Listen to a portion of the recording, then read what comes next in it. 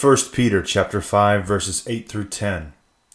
Be sober, be vigilant, because your adversary the devil, as a roaring lion, walketh about, seeking whom he may devour, whom resist steadfast in the faith, knowing that the same afflictions are accomplished in your brethren that are in the world.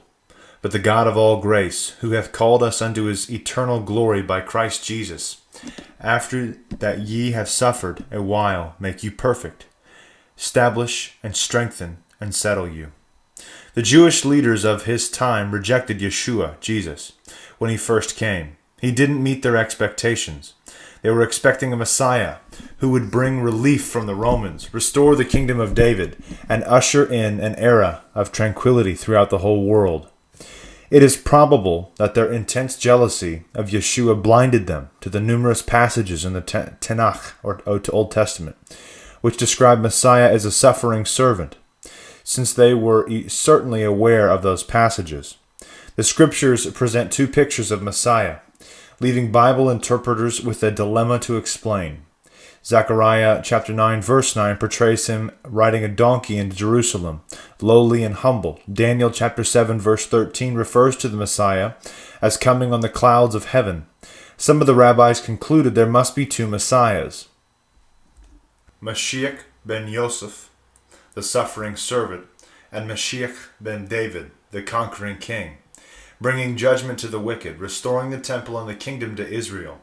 The truth is, one Messiah, two Advents. When Yeshua, Jesus, failed to fulfill the Jewish expectation of restoring the kingdom of David, he was dismissed as Messiah. Their own lack of humility, their jealousy, and self-centered pride caused them to miss what should have been obvious from the scriptures, that Messiah had to come first to identify with us, and then through suffering and death, break the power of sin before he could restore the Davidic kingdom.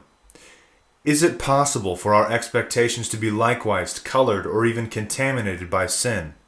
We ought not to avoid the question if our hearts are set in a self-centered expectation of victory that fails to apprehend the suffering to which we are called.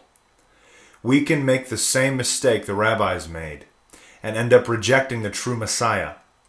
While it's true that our ultimate victory is assured, we can never forget that the journey to that victory is a narrow path, fraught with all the dangers of real warfare with deadly enemies.